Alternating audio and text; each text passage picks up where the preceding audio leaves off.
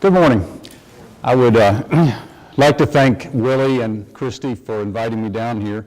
I am Kenneth McNaughton, and I am a special agent with the U.S. Secret Service.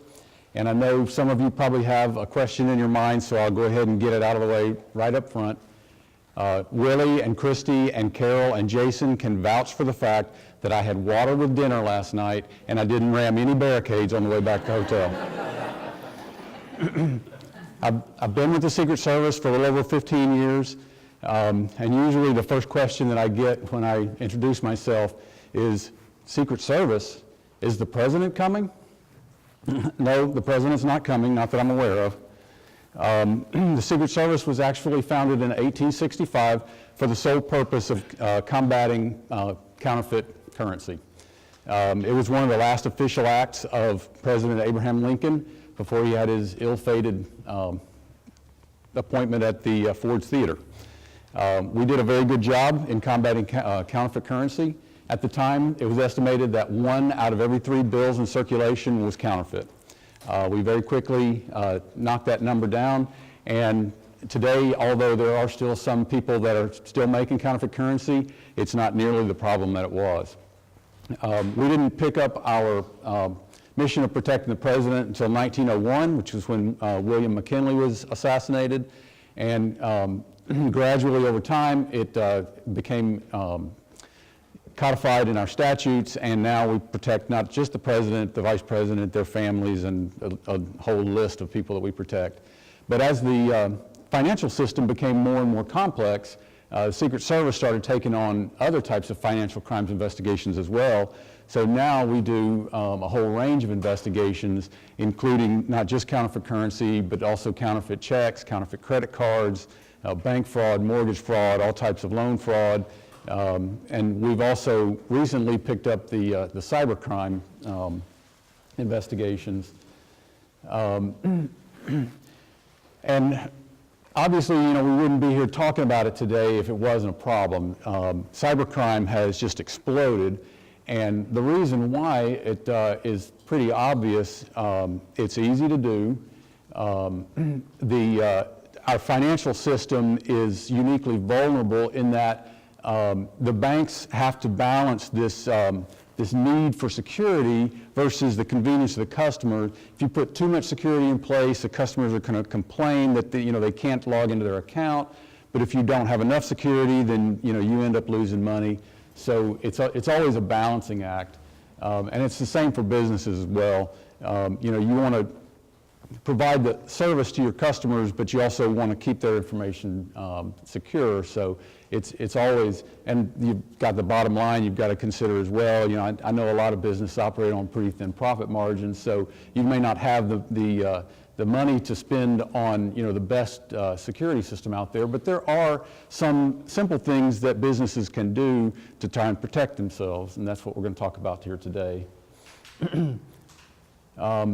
Also, the other thing is, with the global economy that we have these days, in the past, somebody from the Ukraine couldn't steal money out of your bank, but now it's common.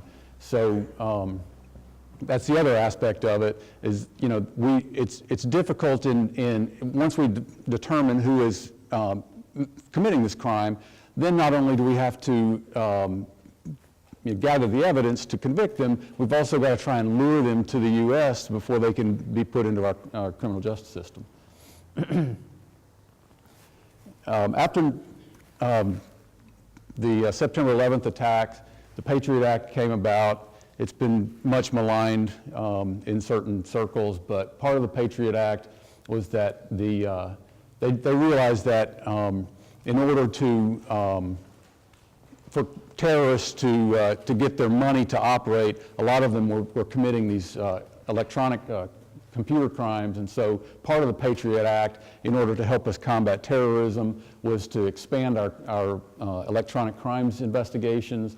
And for that, the Electronic Crimes Task Force came about. I won't spend too much time talking about it, but in Kentucky we have an Electronic Crimes Task Force, and it's open to all financial institutions and businesses. We have a quarterly meeting. Unfortunately, since we're in Louisville, the majority of our meetings are in Louisville. However, we are trying to branch out a little bit. The next one coming up is next week, and it's going to be in Bowling Green, and you're all welcome to attend. You have to first go to the website and register, but then if you want to attend the quarterly meeting, you're welcome to attend. This is just some of the things that that we're seeing. The problem with giving a presentation like this is that as soon as we identify one trend, that the criminals have already moved on to another trend. So it's always changing, expanding, and morphing in different ways. So we're constantly trying to stay ahead of it. But this is just a few of the trends that we've talked about. And Kelly did a great job of covering about half of my presentation, so that alleviates the need for me to speak about some of these things. Skimming is it's been around for a while, but we still see a lot of it. We don't necessarily see the waiters and waitresses so much anymore with the device where they're skimming credit cards of customers. It still happens, but it's not as common. The biggest thing that we see with skimming, this is an older, I don't know who named it a parasitic device, but it's a skimmer that attached to an ATM. The older devices would attach to the outside, and so when you put your card in the ATM, it would read your credit card data, and the more sophisticated criminals would actually install a camera as well, and the camera would capture as they put their PIN in, so they would not only capture the credit card track data, but they would also capture the PIN.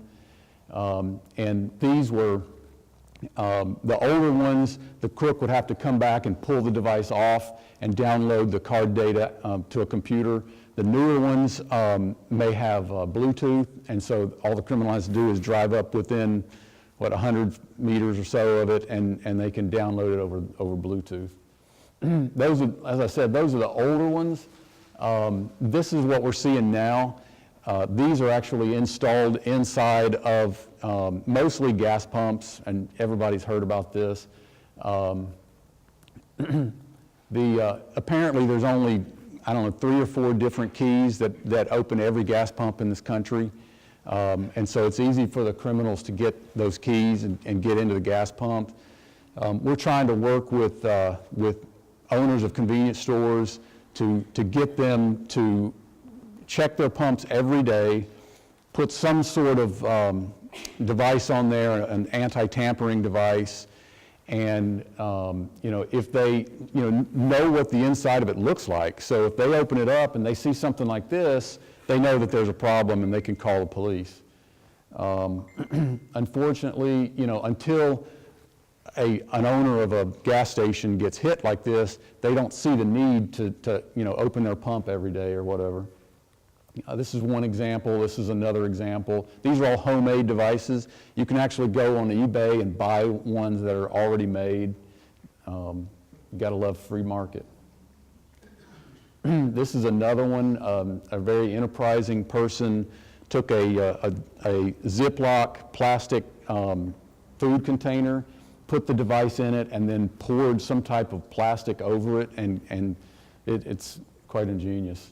People like that, if they would apply themselves, they could probably get rich, but they just want to be criminals. They want the easy way out. This is another one. If anybody in here operates a point-of-sale terminal, I want to encourage you to inspect your terminals on a regular basis. These devices attach to the back of a point-of-sale terminal, and they go in between from where the data cable comes out of the back. They attach in between that data cable, and they capture every card information that goes through there. This is Wi-Fi. They do have Wi-Fi. They have Bluetooth. So once again, the criminals can install these. They purchase them off of eBay for 20 bucks. They put them on a POS terminal, and then they don't even have to go back and recapture the device. They just keep downloading the information until the device is discovered, and then they move on to the next place. Kelly talked about phishing, so I won't go into great detail about phishing. It's still very common, and once again, as Kelly emphasized, and I can't emphasize it enough, just educate your customers, educate your employees, educate your family members, especially if you have elderly family members, educate them what to look for in an email, and not, not to click on links, not to respond to websites where they're asking for personal data and so forth. There's no other way around this other than just to educate people. This what the criminals do with phish data. Another example of a phisher email.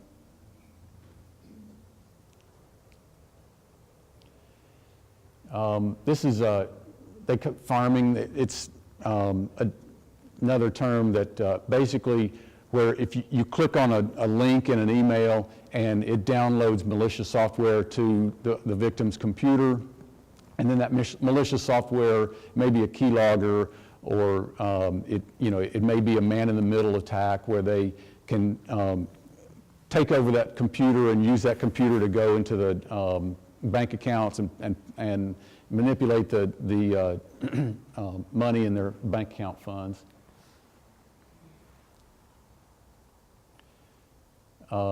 Website hijacking or browser redirect or URL redirect is another type of thing where the link, it may appear to be a legitimate link in an email, where it says apple.com. Well, everybody knows apple.com is a legitimate email, or a legitimate website rather.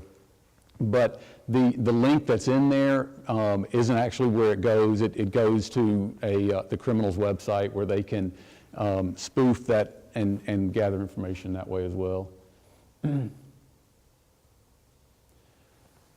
Social engineering, I'm not sure Kelly covered social engineering, but it's basically the same, but it's not just through emails. They can also use it over the telephone in different ways, and it's just a way to gather information from a person. We had I wasn't going to talk about this, but it's a pretty good example of social engineering where these people worked for 6 months and they gathered every bit of information that they needed to transfer $500,000 worth of home equity line of credit out of this person's account.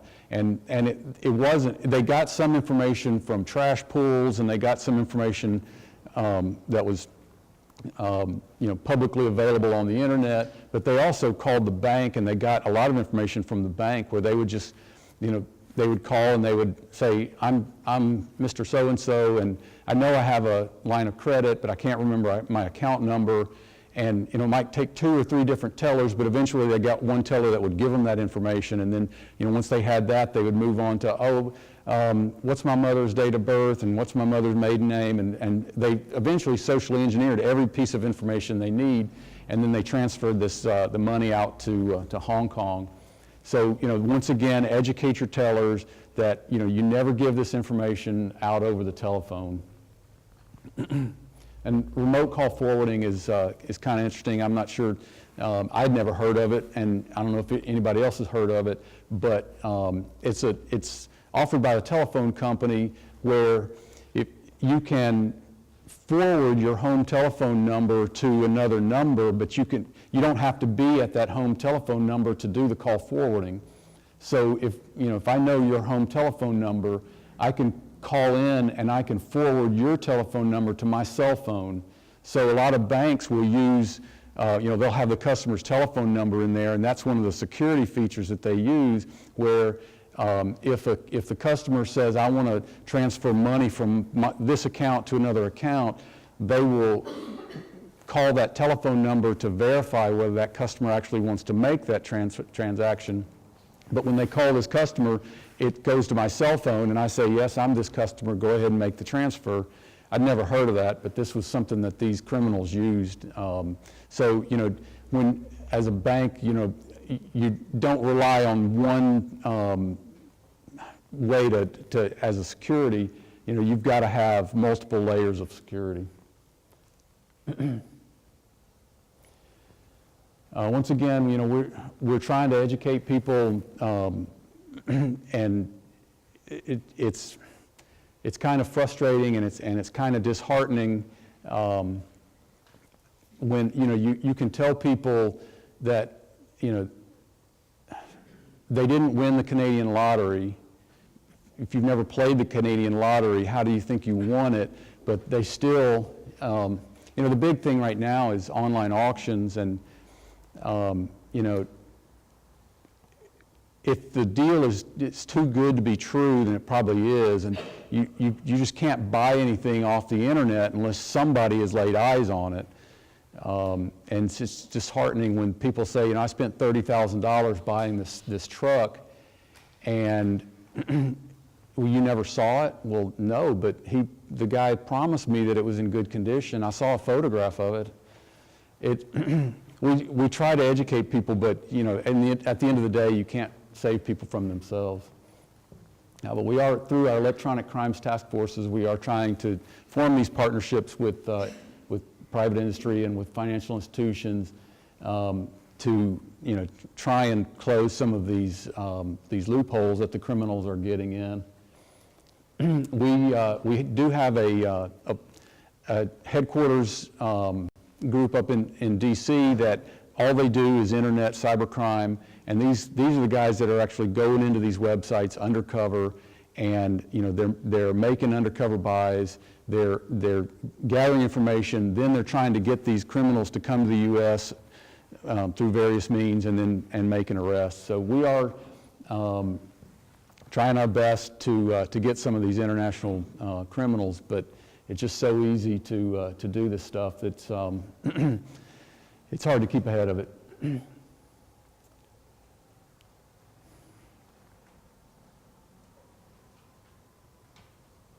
As I said, so much of this is international in scope. It's just very difficult for us to prosecute these people overseas. And as the internet, as technology gets more and more sophisticated, the criminals are often the first ones to be able to manipulate the technology for their own purposes. So it's always a challenge for law enforcement to stay ahead of it, but we're doing the best that we can.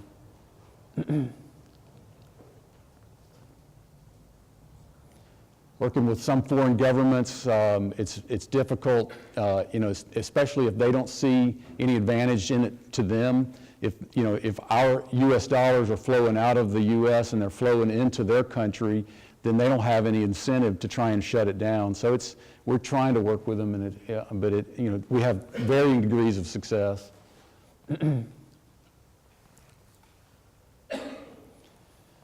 Okay, once again, Kelly covered a lot of these, so I won't belabor the point.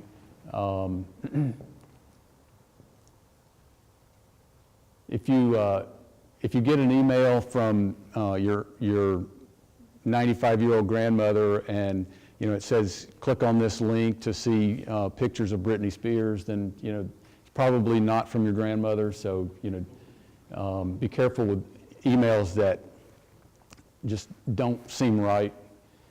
Never click on any attachments, especially any attachments that are zip files or exe files or PDF files. The IRS does not solicit money for back taxes through telephone calls or through Twitter or through emails or anything like that. So if you ever find out that you owe money to the IRS, it's not the IRS.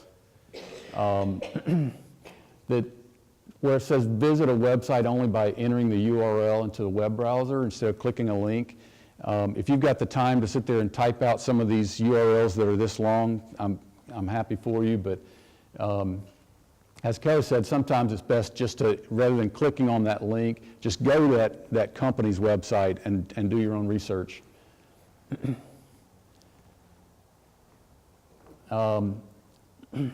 Make sure you shred all your personal documents. If you're getting rid of, as a business, if you're getting rid of your computer equipment, make sure that you completely wipe any hard drives, any thumb drives, anything that can store data on it. Make sure it's completely wiped before you discard it. Once again, don't buy anything unless you or somebody you trust has laid eyes on that item. Remote access to a computer This is a big one, and it's not that difficult for businesses to secure their computers, but for some reason they just don't do it. We just recently had a network breach where the business was running Windows 2000 server operating system, and they had remote access software that you could download off the internet that was not secure at all, and they were using default passwords, and they were using the default port. If you don't have on-site IT specialists that handle your cybersecurity, if you have a consultant that comes in and does your IT for you, make sure that that person is changing the default password on that remote software if they are remoting into your computer. And there's other things that they can do, and if they know their job and they know these things that they can do, you can disable the remote access software until it's needed. You can use port forwarding, where this particular software normally uses this port, and the criminals all know that this uses this port, but you can change the port number so that it uses a different port, so the criminals, when they're doing their port scanning, won't see that that port's open on your computer, so they won't attack it. The main thing for businesses is the criminals are going to go for the low-hanging fruit. And if you take the few steps that it takes to not be that low-hanging fruit, then you're going to be pretty safe from the criminals. So get on your IT guy or get on the consultant that you hire and make sure they're doing the simple things that they can do to make sure your network is secure.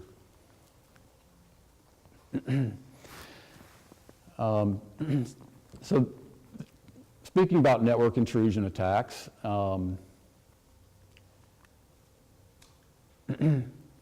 sometimes the attacks can be with employees. I think Kelly mentioned, know your employees, do background checks.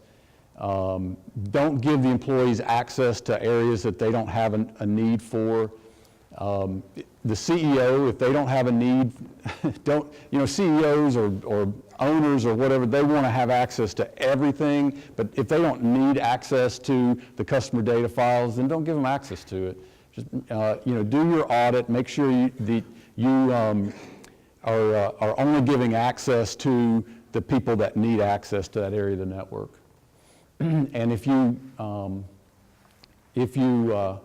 fire somebody, make sure before you even tell them that they're fired, make sure you disable their password, disable their email accounts, and so forth and so on, so that you don't have that person who's disgruntled coming in and hacking into your network.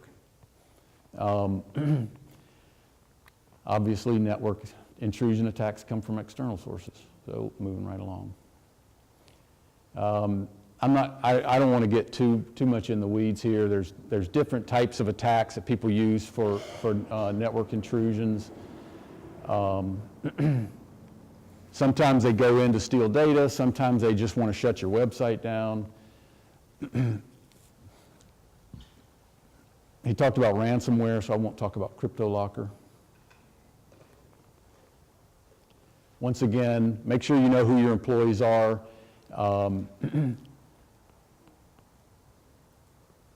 Do audits, do periodic audits. Know what your employees are doing on the network. If there's somebody that doesn't have a need to be into the personal data files, and you go in and you look and you find out that person's accessing that file, then there could be a problem there.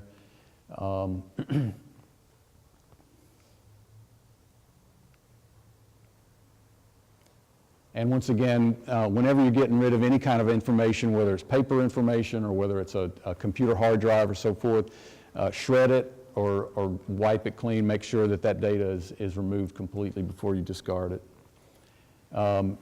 Once again, make sure your operating system is up to date, your antivirus software is up to date. This can't be said often enough. There's no excuse to be running Windows XP. Everybody knows that it's not being supported anymore. It's not that expensive to upgrade your operating system to Windows 7. It's a lot more secure. If you think it's expensive to upgrade all your computers to Windows 7, then think about how expensive it is to go in and pay for 2 years worth of credit monitoring for 10,000 customers.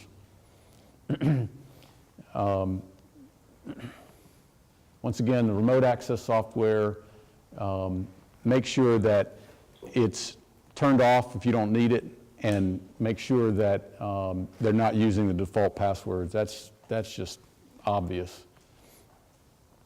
Make sure you're using strong passwords and enforce the password policy. Change the passwords on a regular basis. Make sure that, I say minimum 8 characters, but it's really better to be 10 or 12 characters. Make sure there's all uppercase, lowercase, special characters, numbers, and no names or any type of English words in there.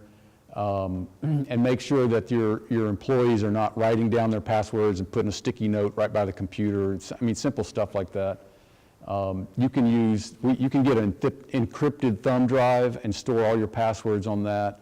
You can, in Windows 7, you can encrypt individual files. So you can go in and make a password file on your computer, encrypt that file, so then you've got one password that you've got to remember just to get into that file. And then you can cut and paste those passwords into whatever login you're logging into. If you have mobile computing, if you have laptops or iPads or iPhones or whatever you're using, make sure you have a strong policy to, you're not sending sensitive data over open Wi-Fi networks or so forth.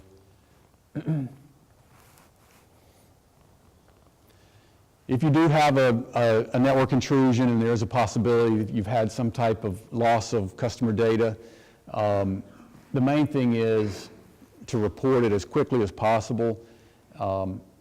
We are not, the Secret Service, I'm going to rag on my friends in the FBI a little bit.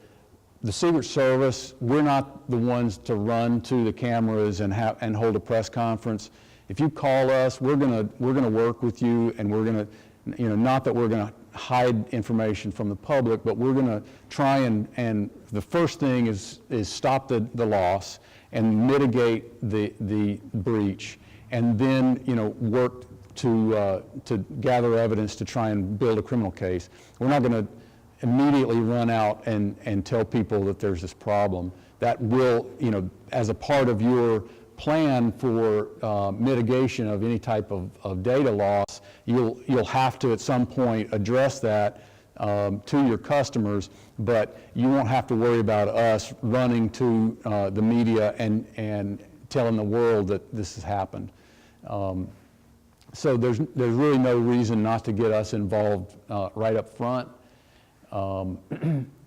The sooner we get involved, the sooner we can help you stop the loss and fix the problem.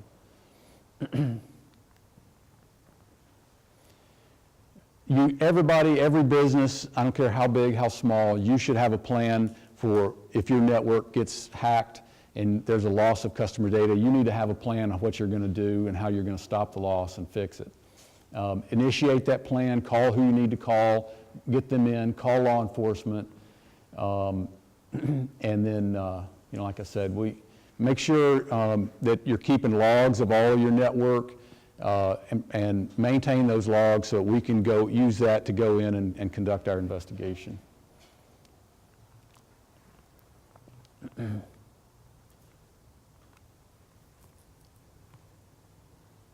We have special agents that are specially trained in network intrusion investigations. And we have computer forensic examiners, so we can take a hard drive out of a computer, out of a server. We can examine that hard drive and pull out the data that we need. That's just two of the assets that we have to bring to this.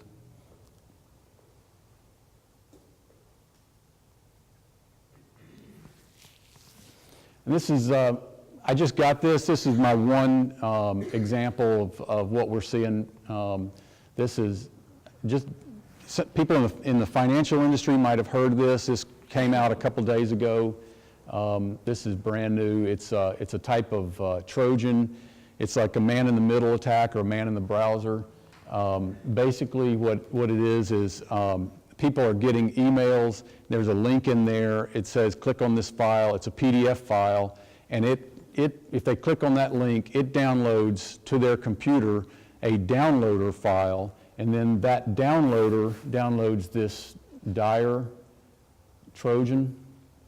And it gives the criminals complete access to that person's computer. They can see everything that person is inputting into it. They can get all the banking information they need. Then they can take control of the victim's computer, and they can go in and access their bank accounts, and they're wiring money through either wire transfers or ACH to Asia and Europe. They're also, what they're doing is either telephoning or emailing the victim and telling them, hey, I'm with the bank, and we're having some problems with our computer system, so don't try logging onto your account because the account system's going to be down for the next 48 hours. And so that gives the criminals that much more time to get all their money out of their account before they realize what's going on. So this is, it's always changing, it's always evolving, and it's difficult to keep ahead of it. We in law enforcement are trying to help out. We're trying to do what we can to mitigate some of this cyber crime.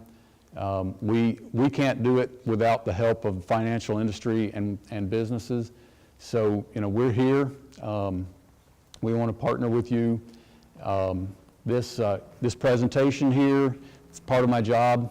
Your tax dollars at work. So if you would like to have me come in and speak to your bank or speak to your business, I'm available for that. Actually, a couple years ago, I came into CFSB and I taught every one of their tellers how to recognize counterfeit money. So if you're interested in something like that, give us a call. We can schedule something for your business. Once again, I talked about our electronic crimes task forces. We have them all over the country. This is what I was telling you about before our next quarterly meeting. It's going to be next week. Let's see, March 31st. It's at Bowling Green Police Department. Starts at 9 o'clock. If you're interested in attending, go to this website here, the KYECTF at usss.dhs.gov. Register your bank or your company, and you can RSVP to attend this quarterly meeting. And here's the number to the field office in Louisville. It's not the closest geographically. The closest actually is Nashville, but Louisville has responsibility for Western Kentucky. So if you need our help, or if you'd like to schedule a training class or something, there's my number. I also put on there's another website there, KentuckyProtect.org.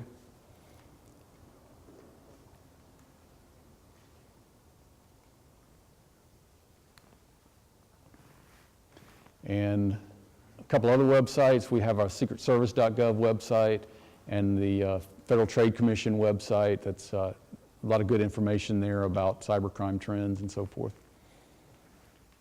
So, anybody have any questions?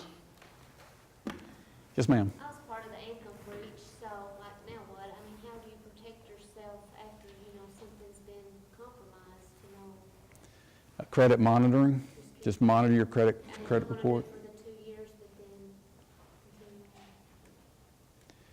continue. Unfortunately, you have to have health insurance, and when your company doesn't do their due diligence and keep your information private, there's not a whole lot you can do. Used to be when somebody had identity theft and they had their identity stolen, it was like pulling teeth to convince the banks that it wasn't you that did this. But now it's so commonplace. It's still a process, a lengthy process to get your good name back. But it's not as difficult as it was a few years ago. So just monitor your credit, and unfortunately, there's not a lot else you can do. Yes, sir. Once the U.S. goes to the European style credit card without the stripe, will that knock a lot of this fraud down, do you think? Yes, absolutely.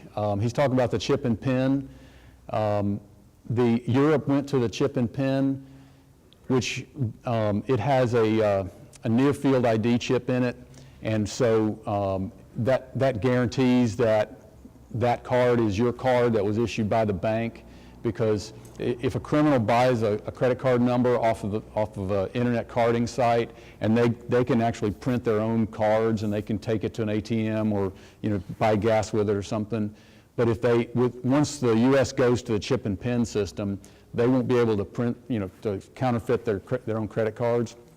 They're also, industry is looking at ways for if you purchase off the internet, whether you go through anything like Amazon.com or whatever, they're looking at ways where you can have a USB device at home, so when you go on Amazon to buy something with your credit card, you wave your card over that device and it reads that chip, so that they know that it's a good transaction. So yes, once the U.S. goes to that, it should cut down on a lot of this credit card crime. When Canada went to it, the number of counterfeit credit card crimes that were committed in the U.S. just exploded, and the number of credit card crimes in Canada dropped down to almost nothing. So it is a good system, and it's something that we should have done a long time ago, but it's just hard to do because you have to replace every point of sale terminal in every business out there. And we were supposed to have already gone to it. I don't know why we haven't, but the businesses, it's up to you whether you want to replace your point of sale terminal or not. Of course, it's cost money to replace those terminals, but if you choose to continue using your old point of sale terminal and there is a breach and it's traced back to you as a business, then you're liable for that loss.